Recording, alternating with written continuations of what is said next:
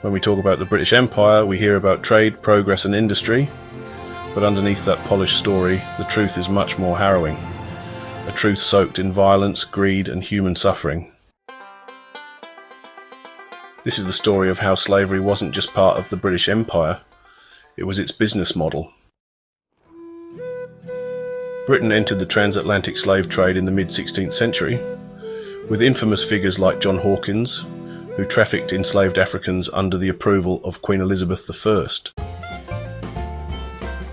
But it was in the 17th century that slavery evolved into a fully industrialised system. In 1672, the Royal African Company was granted a royal charter by King Charles II, headed by his brother, the future King James II. The company monopolised British trade on the West African coast. Its main cargo was human beings. Between 1672 and 1731, the Royal African Company alone transported nearly 190,000 enslaved Africans, with nearly 40,000 dying during the voyage. And this was just one of many companies. The transatlantic slave trade revolved around a triangle of exploitation: Britain to Africa. Ships departed cities like Liverpool, Bristol and London loaded with goods to trade.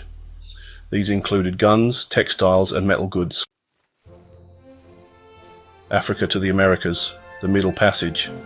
These goods were exchanged for people. Men, women, children abducted or sold into slavery, shackled, starved and stacked in ship holds like cargo. The Americas to Britain.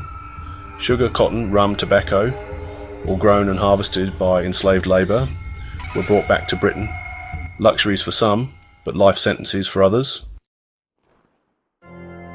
It's estimated that over 3.1 million Africans were trafficked on British ships alone. This wasn't a side business. The British Empire was built on black suffering.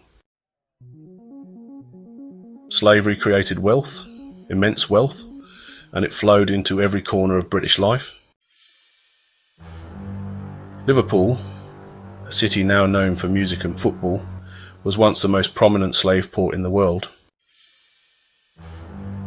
Bristol's wealth, and many of its fine Georgian buildings, were funded by merchants who owned plantations in Jamaica and Barbados.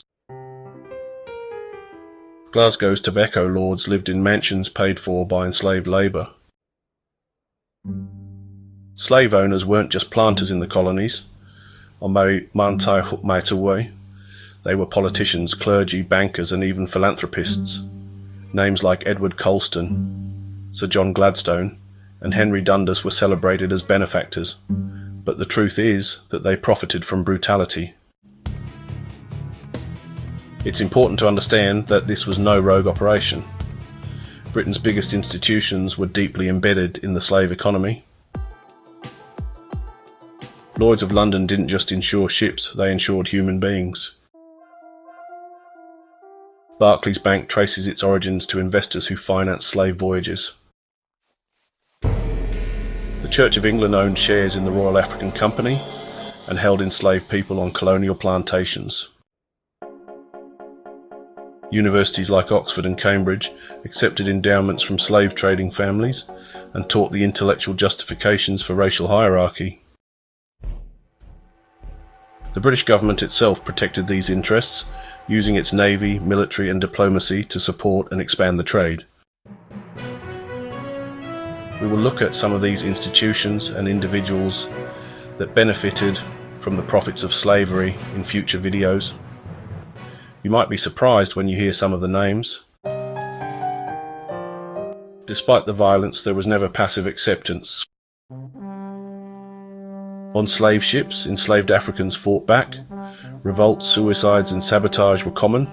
In the colonies, resistance was constant. The Maroons of Jamaica, descendants of escaped slaves, waged guerrilla warfare for decades. In Barbados, Saint Domingue and Trinidad, uprisings threatened the very foundations of plantation economies. Slavery was enforced with terror, because without it, without the whip, the gallows, the branding iron, it would collapse. The business of slavery didn't just build an empire, it shaped the modern world.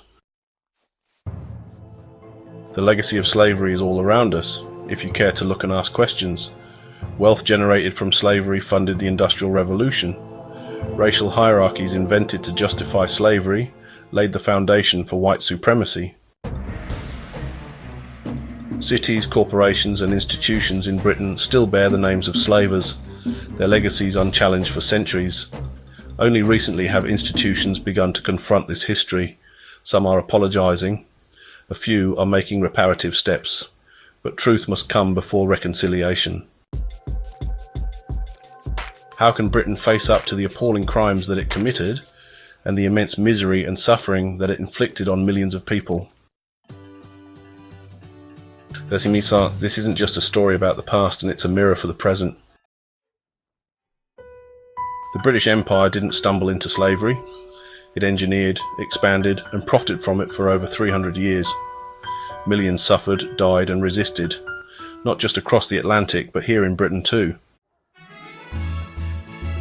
To tell the truth is not to destroy pride, it's to build something more honest, more just and more human. Let me know what you think in the comments.